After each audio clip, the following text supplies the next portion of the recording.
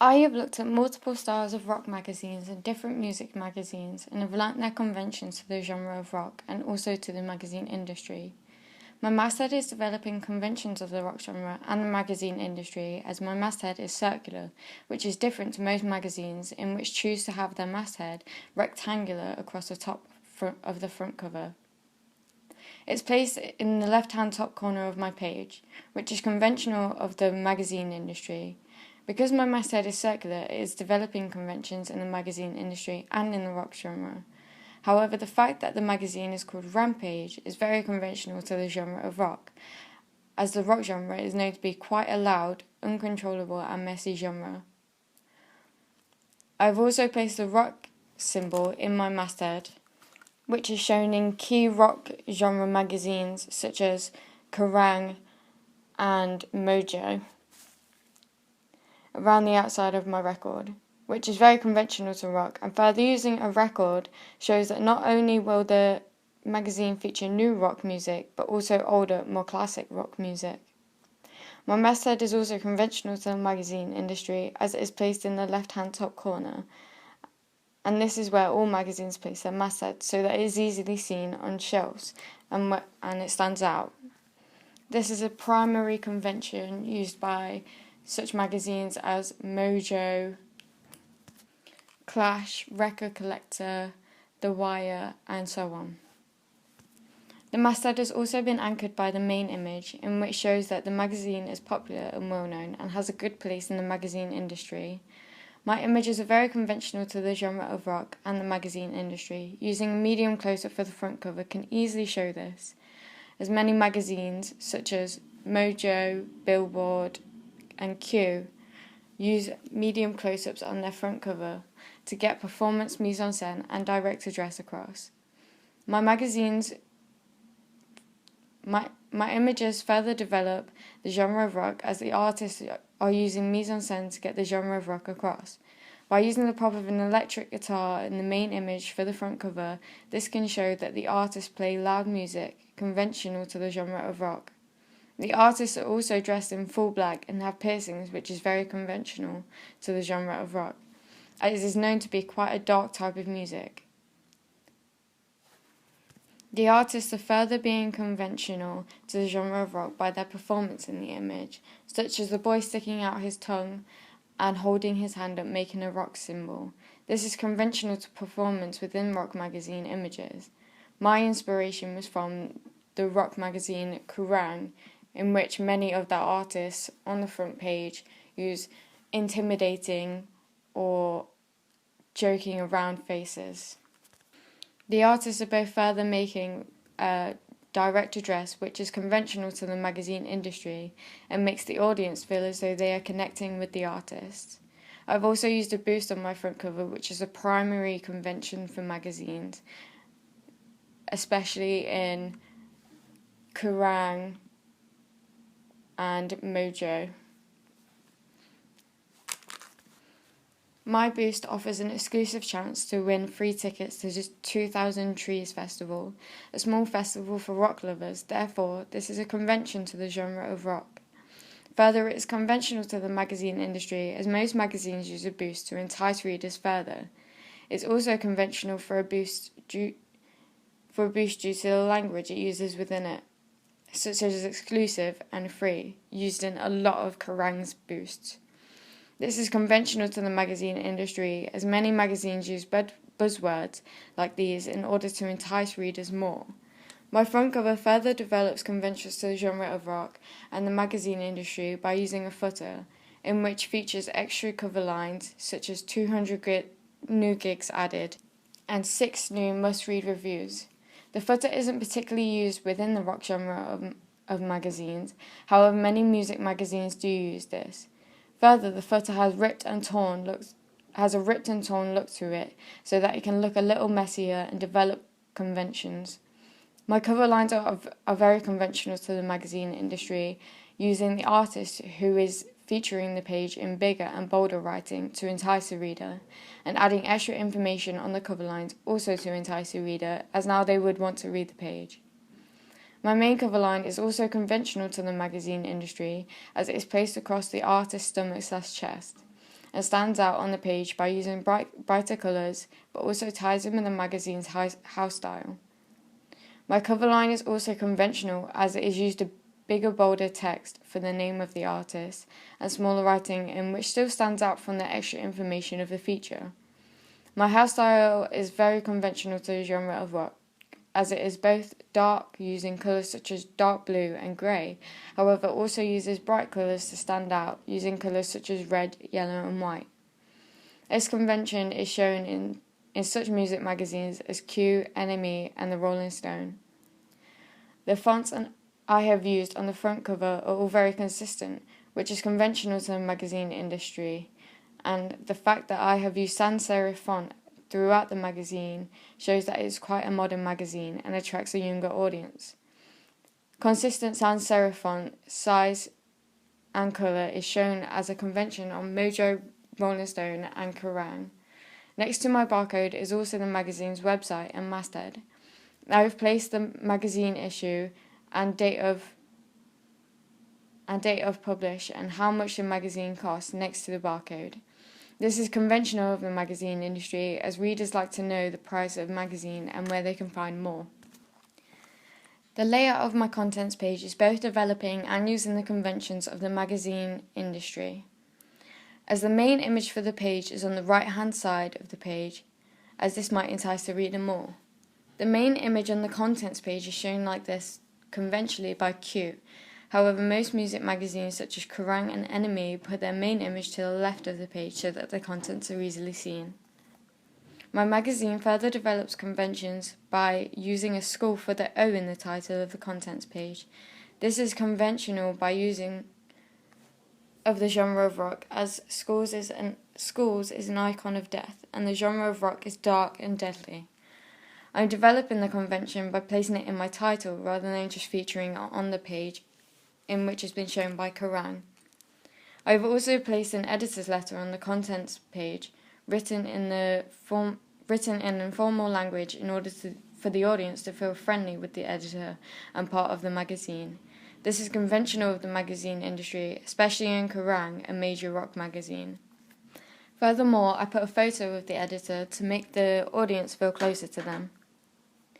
I have 4 different subheads for my contents page, as well as a section for the online edition of my magazine and a subscription section.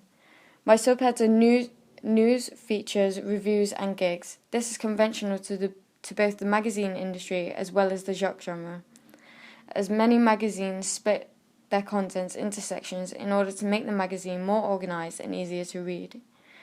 The subheads are conventional to the genre of rock, as many rock fans love to go to gigs and see their favourite rock bands live. My Ramp Online section is developing the conventions of the magazine industry, as not many magazines have a section in which explains what they have on their online editions, such as Billboard, Uncut and Mojo. However, I think it is a good idea to use this to entice readers to buy the online edition more, or as well. Therefore, my readers would buy the online edition more, making my production value less, creating more revenue. I also put my magazine social media links in this section to grow my online presence. This is conventional of the music magazines, as lately their online presence and digital downloads have been growing. I have also made a subscription section on my contents page in which uses the conventions that some magazines use, such as Kerrang! And NME. However, some magazines don't promote their subscriptions on their contents page or at all, such as Q.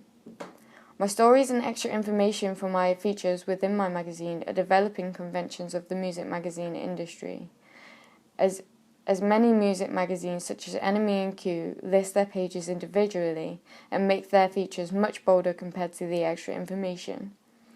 Page numbers for the stories are also conventionally placed before each individual feature. Therefore, I'm developing conventions by developing such music magazines as Q, NME and Kerrang! Furthermore, I've used a convention of placing the page number above the image on the page, and have captioned the image by using humorous language. This can make the audience more enticed to read the page, and also make the readers who like to read everything an extra little bit that's humorous. This is conventional for the magazine industry, such as Vibe and Q. I've also placed 2 extra images for the subhead reviews, and placed another page number for these images, as conventionally there would be smaller image placed on the contents page to show some stories or features. This is conventional to Kerrang and Q. However, some magazines such as Mojo have a fairly minimal contents page containing just 1 image. The main image on the contents page is using conventions of the magazine industry, as many magazines use close-up shots such as Q, Kerrang and Vibe. However, some music magazines prefer to use close-up or even long shot in their contents page. My image is further conventional to the rock genre, using mise-en-scène as the girl is wearing black and is wearing black makeup and has piercings. She is also holding the prop of an electric guitar. This is all conventional to the rock genre and is shown in many rock magazines. The artists are also making direct address in the image, which is conventional throughout the magazine industry, and as a primary convention, it is seen in such magazines as Uncut, Record Collector, and Mojo. Unless the artist is performing in the image. Direct address is also shown on the contents page, such as Vibe, Enemy, and Q. My double page spread is conventional to the music magazine industry and to the rock magazine genre. The first thing to use conventions is the headline for the page. The headline, Love Hates Traits, is placed on the left-hand page and partially goes across the artist/image. This is shown conventionally by Enemy and Q, although sometimes the artist/images is above the headline. I've used 3 different fonts for the headline, and whilst using the colour white to tie in to the house dial, I've used background colours in which have been taken from the photo. This is conventional of magazines such as Kerrang to change the colour scheme for each different feature. This can make the page and the headline stand out more. However, each word is still the same size. This gives an organisation to the headline.